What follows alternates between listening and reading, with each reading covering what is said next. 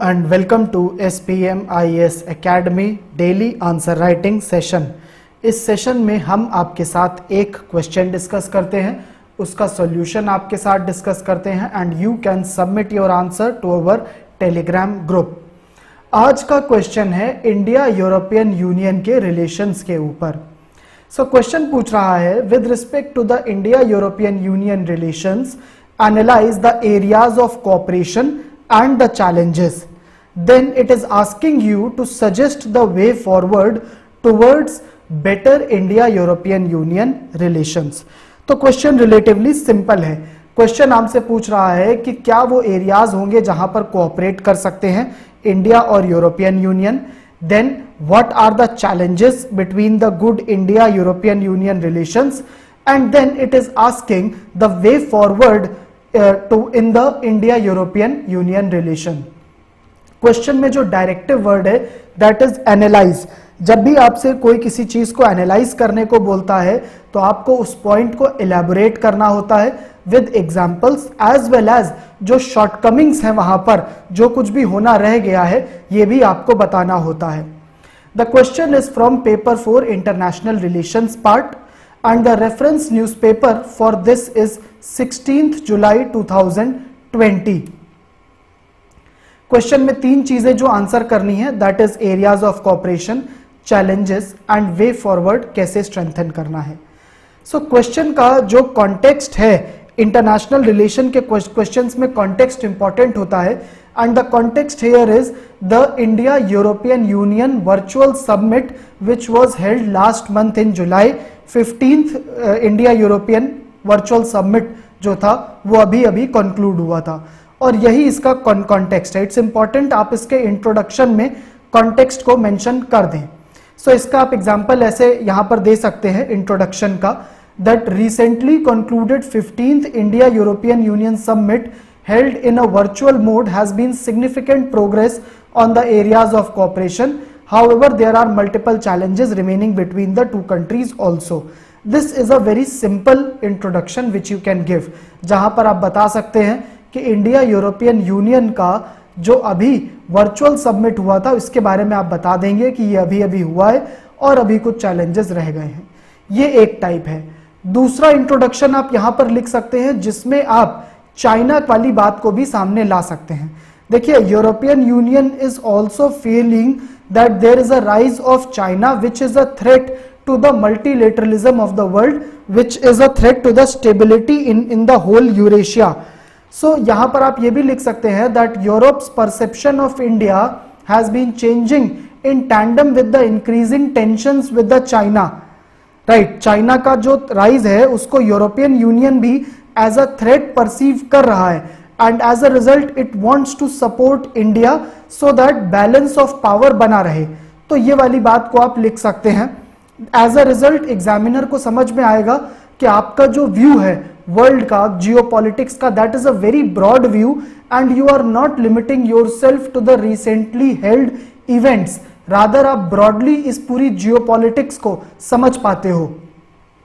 आप यहां पर साथ में यह भी डाल सकते हैं दैट दिस रिसेंटली जो इंडिया यूरोपियन का सबमिट हुआ था that was held in the month of July, जहां पर लद्दाख में जो टेंशन थी इंडिया चाइना की वो भी अपने पीक पर थी। तो उस वाली बात को भी आप डाल सकते हो that it presents an opportunities for cooperation between India and European Union. देखिए इंटरनेशनल रिलेशंस के आंसर में there is a lot of scope for creativity. There is no such thing as a correct answer in international relations. Lot of creativity you can do, you can relate the events. So ये आपके पास हमेशा freedom होती है and as a result I have been able to utilize two things. Europe's perception of the China, the changing perception जो Europe भी threat feel कर रहा है चाइना के साथ, as a result and other than that जो India और Ladakh, India के और चाइना के टेंशन थे इन द लद्दाख, उनको दोनों को मैं मिला करके यहां पर लिख पा रहा हूं in the introduction part.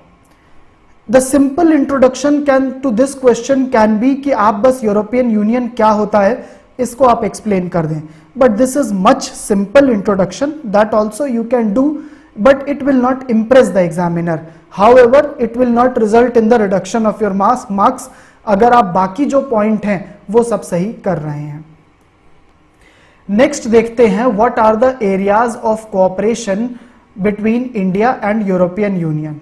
So European Union is India's largest trading partner group.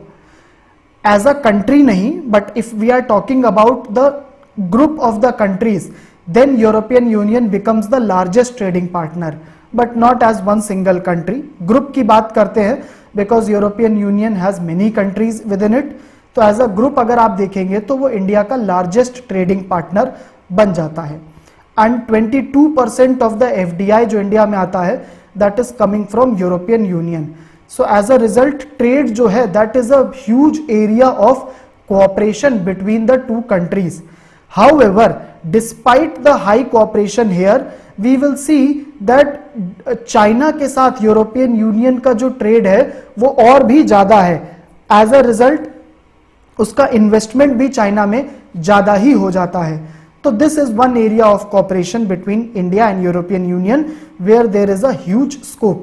Question में बोला गया है एनालाइज करने को, तो बहुत जरूरी है कि आप बताएं अभी क्या प्रोग्रेस है और शॉर्टकमिंग्स भी क्या है ये भी बताएं. सेकेंड है सिक्योरिटी एंड डिफेंस में. सो देखिए ऑलरेडी अभी इस बार का जो सबमिट हुआ था उसमें सीबीआई और Europol they will now work together for the organised crime and terrorism. That is one progress which has been made so far. However, there is a potential in maritime security and naval cooperation. यहां पर भी India और European union cooperate कर सकते हैं. Third है climate change के लिए. देखिए यूरोपियन यूनियन ने ग्रीन डील 2050 साइन करा हुआ है. That means European Union will become climate neutral by 2050. Climate neutral हो जाने का मतलब है there will not be any net emission of the greenhouse gases. जितना कार्बन डाइऑक्साइड या carbon in the form of greenhouse gases will be released, the equivalent amount will be stored back or sequestrated. This is the agreement which European Union has decided for themselves. 2050 तक वो green deal का as per their green deal they will achieve the status of the climate neutral. However, India can learn a lot from this because India को भी धीरे धीरे अपना emission कम करना है. Currently, India is the fourth largest as per the 2018 data. India fourth largest हो गया है in net terms of greenhouse gases. जो carbon emission है उसका fourth largest already India हो गया है. So India has to decrease its emission and India can learn a lot from the European Union because they have a better technology also.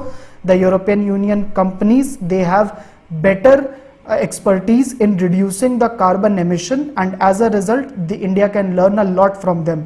India can be a potential market also for these companies. They can make huge investment in India's energy sector, renewable energy sector.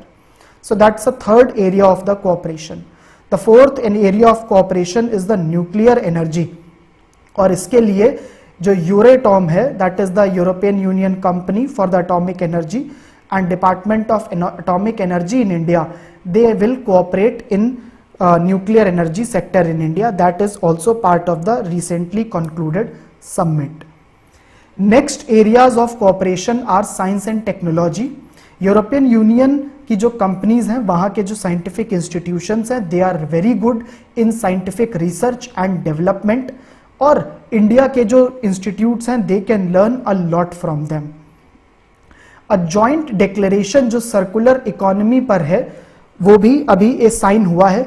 Circular economy का मतलब होता है वैसे type की economy जहां पर चीजों को ज्यादा से ज्यादा रिसाइकल करना, रीयूज करना और रिफर्बिश करने पर ही ध्यान दिया जाता है. आपको पता है जैसे जैसे आप ज्यादा से ज्यादा चीजों को रिसाइकल करते हैं, रीयूज करते हैं, उसमें और ज्यादा साइंटिफिक रिसर्च और डेवलपमेंट लगता है. बिकॉज किसी भी चीज को रिसाइकल करने में और ज्यादा आपको बेटर साइंस लगानी पड़ती है तभी उस चीज को आप रिसाइकल कर पाओगे. किसी भी मटेरियल की बात करें, अदरवाइज वो चीज वेस्ट हो जाती है. तो इंडिया को अगर सर्कुलर इकोनॉमी पर ध्यान देना है तो उसको यूरोपियन साइंस एंड साइंटिफिक जो रिसर्च एंड डेवलपमेंट है उसकी जरूरत लगेगी. मोर ओवर यहां पर मुझे अभी अभी एक पॉइंट और याद आया है. In the higher education sector, European Union and India can cooperate. आपको पता है, as per the newly released education policy, हमने हायर एजुकेशन के लिए जो फॉरेन यूनिवर्सिटीज हैं उनको अलाउ कर दिया है, जो टॉप यूनिवर्सिटीज है. So India and European Union can cooperate there also. Next is the China factor. China को लेकर के European Union is also very sceptical, and European Union has already partnered with USA and Japan to provide alternative to Belt and Road Initiative of China. China का जो one belt one road initiative है उसको counter करना है, because China is gaining very fast entry into the European Union itself. So उस चीज को European Union भी काउंटर कर रहा है and India can benefit from that. More over European investment bank जो है वो ऑलरेडी उसने इंडिया में इंफ्रास्ट्रक्चर सेक्टर में काफी इन्वेस्टमेंट करा है. इंडिया को और देखना चाहिए कि कैसे वो इन्वेस्टमेंट को बढ़ाया जा सके. And last point is in the area of COVID. As I have told you, answers में आपको कोरोना और कोविड के बारे में लिखना ही है. This is an emerging area. तो यहां के बारे में आप लिख सकते हैं कि इंडियन फार्मास्यूटिकल कंपनी है, they can collaborate with the European companies. European pharma companies are really good in research and development, but Indian pharma companies are good in cheap manufacturing. सस्ते में मैन्युफैक्चर करने में, तो दोनों both can combine. So ये सारे areas of cooperation हैं. Next देखते हैं what are the challenges between the India and European Union relations. The biggest challenge is that since even more than a decade has passed for the BTIA, bilateral trade and investment agreement, but India and European Union have not been able to finalize BTIA, and as a result deadlock has been reached. यहाँ पर important है, आप BTIA में deadlock क्यों है, India की demand क्या है, यूरोपियन यूनियन की डिमांड क्या है, इसको आप छोटा सा समरी फॉर्म में बता सकते हैं in the form of a small diagram कि क्या डिमांड्स हैं. इसमें आप दो बातें लिख सकते हैं. एग्रीकल्चर सेक्टर पर क्या डिमांड है, इंडिया डिमांड करता है एसपीएस का relaxation, while European Union demands the wines पर इंपोर्ट ड्यूटी कम लगनी चाहिए. सिमिलरली सर्विसेज में आप बता सकते हैं कि इंडिया डेटा सिक्योर स्टेटस को लेकर के इंडिया बोलता है रिलैक्स होना चाहिए, और यूरोपियन यूनियन चाहता है कि अकाउंटेंसी और लीगल सर्विसेज को लिबरलाइज होना चाहिए. तो बस आप एग्रीकल्चर और सर्विस दो में ही बता सकते हैं in the form of a small diagram के थ्रू आप बता सकते हैं. नेक्स्ट है चैलेंज में, European Union investment in China is much higher compare to India. That India must protest की if European Union wants to have a better relation with India, then accordingly it has to make investment in India also. The third challenge is that India has been accused of promoting protectionism. मतलब India अपने यहाँ की companies को ज्यादा favour करता है और globalisation को काउंटर करने की कोशिश करता है. इसका बिगेस्ट एग्जाम्पल है आत्मनिर्भर भारत अभियान में इनिशिएटिव में वोकल फॉर लोकल को भी यूरोपियन यूनियन की जो कंट्रीज हैं, मेंबर्स हैं, they are also saying that this is also an attempt towards a protectionism. So that is also a challenge in good India European Union relations. Then fourth problem is the scrapping of the Article 370 Jammu and Kashmir, which is the issue between India and Pakistan, as well as Citizenship Amendment Act, which has been seen by many European Union nations as a way of discriminating between the religion. So that is also a problem. Human rights पर India का जो record है that has also been criticized by many European Union nations. So this is also a challenge. आप देख सकते हैं ये जितने भी नीचे वाले पॉइंट हैं, ये जो प्रोटेक्शनिज्म, आर्टिकल 370, ह्यूमन राइट्स, इन सबको मैंने बाद में लिखा है, पहले बाकी पॉइंट लिखे हैं. उसके पीछे रीजन ये है कि ऑल दीज पॉइंट आर थोड़े से कंफ्यूजिंग पॉइंट हैं जिस पर कोई भी काउंटर कर सकता है. These points are such that इस पर कोई भी काउंटर क्वेश्चन रेज कर सकता है. तो इट्स इंपॉर्टेंट आप इन सब पॉइंट को, आर्टिकल 370, ह्यूमन राइट्स को टॉप में मत डाल दें, पहले पॉइंट ही ना डाल दें कि आर्टिकल 370 स्क्रैप कर देने में यूरोपियन यूनियन के कुछ मेंबर अपोज करते हैं. इसको एंड में डालें, बिकॉज इसको आर्टिकल 370 को हटा देना इंडियन पार्लियामेंट की सॉवरेन राइट्स में था, and still the matter is pending in the supreme court. So इसलिए अभी आप इस पर कुछ मत करें, इसको टुवर्ड्स द एंड इन पॉइंट्स को डालें, स्टार्टिंग में मत डाल दीजिएगा, otherwise it might offend examiner अगर पहला ही पॉइंट ही आ जाएगा। So after this challenges, let's come to the way forward between the India European Union relations. So कैसे इसको improve करा जा सके? पहली चीज है कनेक्टिविटी को improve करना। कनेक्टिविटी को improve करने के लिए टूरिज्म पर ध्यान देना चाहिए, ज़्यादा से ज़्यादा पीपल का जो मूवमेंट होता है, कल्चरल एक्सचेंज, पीपल मूवमेंट, इस पर ध्यान देना चाहिए, जिससे mutual understanding between the two countries that can improve. Second, geopolitical balancing of China must be taken up at a priority. Moreover, Indo-Pacific region में which is becoming an important center of attention, India को अपनी जो strong foothold है Indo-Pacific region में, because India is just looking at India is a big power in Indian Ocean region, तो India को अपनी जो Indo-Pacific में strong power है उसको एक्सरसाइज करना चाहिए। एंड इंडिया एंड जो यूरोपियन यूनियन के साथ it should collaborate more in strengthening its power in the Indo Pacific region. Moreover, geopolitical countering of the China must also be done.